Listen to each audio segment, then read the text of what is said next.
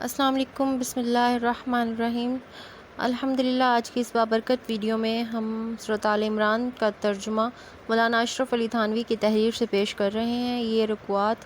ایمان کو تازہ کرنے والے اور زندگی کے لیے رہنمائی فراہم کرنے والے ہیں۔ آئیے قرآن کی روشنی سے اپنے دل کو منور کرتے ہیں۔ اے ایمان والو، اللہ تعالیٰ سے ڈرا کرو جیسا ڈرنے کا حق ہے، اور بجز اسلام کے اور کسی حالت پر جان مت دینا، اور مضبوط پکڑے رہو اللہ تعالیٰ کے سلسلے کو، اس طور پر کہ باہم سب متفق بھی رہو اور باہم اتفاقی مت کرو، اور تم پر جو اللہ تعالیٰ کا انعام ہے اس کو یاد کرو جبکہ تم دشمن تھے، بس اللہ تعالیٰ نے تمہارے قلوب میں الفت ڈال دی، سو تم خدا تعالیٰ کے انعام سے آپس میں بھائی بھائی ہو گئے، اور تم لوگ دوزخ کے گڑھے کے کنارے پر تھے، سو اس سے خدا تعالیٰ نے تمہاری جان بچائی۔ اسی طرح اللہ تعالیٰ تم لوگوں کو اپنے احکام بیان کر کے بتلاتے رہتے ہیں تاکہ تم لوگ راہ پر رہو، اور تم میں ایک جماعت ایسی ہونا ضرور ہے کہ خیر کی طرف بلایا کریں اور نیک کام کرنے کو کہیں اور برے کاموں سے روکا کریں، اور ایسے لوگ پورے کامیاب ہوں گے۔ اور تم لوگ ان لوگوں کی طرح مت ہو جانا جنہوں نے باہم تفریق کر لی اور باہم اختلاف کر لیا، ان کے پاس احکام واضحہ پہنچنے کے بعد، اور ان لوگوں کے لیے سزائے عظیم ہوگی۔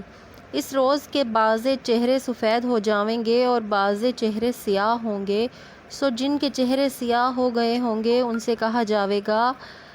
کیا تم لوگ کافر ہوئے تھے اور ایمان لانے کے بعد، سو سزا چکھو بسبب اپنے کفر کے، اور جن کے چہرے سفید ہو گئے ہوں گے وہ اللہ کی رحمت میں ہوں گے، وہ اس میں ہمیشہ ہمیشہ رہیں گے۔ یہ اللہ تعالیٰ کی آیتیں ہیں جو صحیح طور پر ہم تم کو پڑھ کر سناتے ہیں،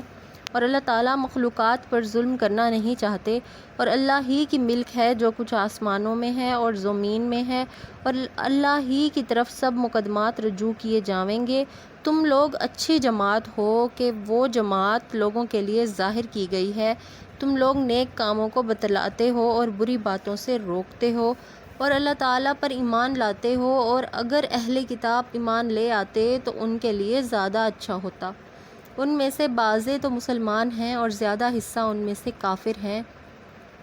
وہ تم کو ہرگز کوئی ضرر نہ پہنچا سکیں گے مگر ذرا خفیف سی اذیت، اور اگر وہ تم سے مقاتلہ کریں تو تم کو پیٹھ دکھا کر بھاگ جائیں گے، پھر کسی طرف سے ان کی حمایت بھی نہ کی جائے گی،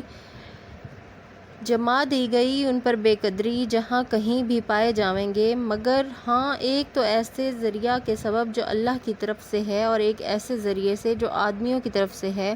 اور مستحق ہو گئے غضب الہی کے، اور جما دی گئی ان پر پستی۔ یہ اس وجہ سے ہوا کہ وہ لوگ منکر ہو جاتے تھے احکام الہیہ کے، اور قتل کر دیا کرتے تھے پیغمبروں کو ناحق، اور یہ اس وجہ سے ہوا کہ ان لوگوں نے اطاعت نہ کی اور دائرہ سے نکل جاتے تھے۔ یہ سب برابر نہیں، ان اہل کتاب میں سے ایک جماعت وہ بھی ہے جو قائم ہے،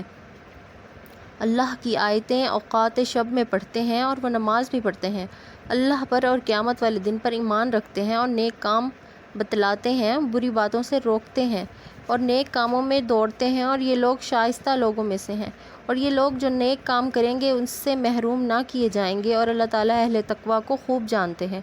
جو لوگ کافر رہے ہرگز ان کے کام نہ آئیں گے، ان کے مال اور نہ ان کی اولاد اللہ تعالیٰ کے مقابلے میں ذرہ بھی، اور وہ لوگ دوزخ والے ہیں، وہ ہمیشہ ہمیشہ اسی میں رہیں گے۔ وہ جو کچھ خرچ کرتے ہیں اسی دنیاوی زندگی میں اس کی حالت اس حالت کے مثل ہے، ایک ہوا ہو جس میں تیز سردی ہو، وہ لگ جاوے ایسے لوگوں کی کھیتی کو جنہوں نے اپنا نقصان کر رکھا ہو، پس وہ اس کو برباد کر ڈالے، اور اللہ تعالیٰ نے ان پر ظلم نہیں کیا لیکن وہ خود ہی اپنے آپ کو ضرر پہنچا رہے ہیں۔ اے ایمان والو، اپنے سوا کسی کو صاحب خصوصیت مت بناؤ، وہ لوگ تمہارے ساتھ فساد کرنے میں کوئی دقیقہ اٹھا نہیں رکھتے، تمہاری مضرت کی تمنا رکھتے ہیں، واقعی بغض ان کے منہ سے ظاہر ہو پڑتا ہے، اور جس قدر ان کے دلوں میں ہے وہ تو بہت کچھ ہے، ہم علامات تمہارے سامنے ظاہر کر چکے، اگر تم عقل رکھتے ہو۔ ہاں تم ایسے ہو کہ ان لوگوں سے محبت رکھتے ہو اور یہ لوگ تم سے اصلاً محبت نہیں رکھتے، حالانکہ تم تمام کتابوں پر ایمان رکھتے ہو، اور یہ لوگ جب تم سے ملتے ہیں کہہ دیتے ہیں کہ ہم ایمان لائے اور جب الگ ہوتے ہیں تو تم پر اپنی انگلیاں کاٹ کاٹ کر کھاتے ہیں مارے غیظ کے۔ آپ کہہ دیجئے کہ تم مر رہو اپنے غصے میں، بے شک خدا تعالیٰ خوب جانتے ہیں دلوں کی باتوں کو۔ اگر تم کو کوئی اچھی حالت پیش آتی ہے تو ان کے لیے موجب رنج ہوتی ہے، اور اگر تم کو کوئی ناگوار حالت پیش آتی ہے تو اس سے خوش ہوتے ہیں، اور اگر تم استقلال اور تقویٰ کے ساتھ رہو تو ان لوگوں کی تدبیر تم کو ذرا بھی ضرر نہ پہنچا سکے گی۔ بلا شبہ اللہ تعالیٰ ان کے اعمال پر احاطہ رکھتے ہیں۔ جبکہ آپ صبح کے وقت اپنے گھر سے چلے مسلمانوں کو مقاتلہ کرنے کے لیے مقامات پر جما رہے تھے، اور اللہ تعالیٰ سب سن رہے تھے، سب جان رہے تھے، جب تم میں سے دو جماعتوں نے دل میں خیال کیا کہ ہمت ہار دیں، اور اللہ تعالیٰ نے ان دونوں جماعتوں کا مددگار تھا، اور مسلمانوں کو تو اللہ تعالیٰ ہی پر اعتماد کرنا چاہیے، اور یہ بات محقق ہے کہ حق تعالیٰ نے تم کو بدر میں منصور فرمایا حالانکہ تم بے سر و سامان تھے۔ سو اللہ تعالیٰ سے ڈرتے رہا کرو تاکہ تم شکر گزار رہو۔ جبکہ آپ مسلمانوں سے یوں فرما رہے تھے کہ کیا تم کو یہ امر کافی نہ ہوگا کہ تمہارا رب تمہاری امداد کرے 3000 فرشتوں کے ساتھ جو اتارے جائیں گے؟ ہاں کیوں نہیں، اگر مستقل رہو گے اور متقی رہو گے اور وہ لوگ تم پر ایک دم سے آ پہنچیں گے تو تمہارا رب تمہاری امداد فرمائے گا 5000 فرشتوں سے جو کہ خاص وضع بنائے ہوئے ہوں گے،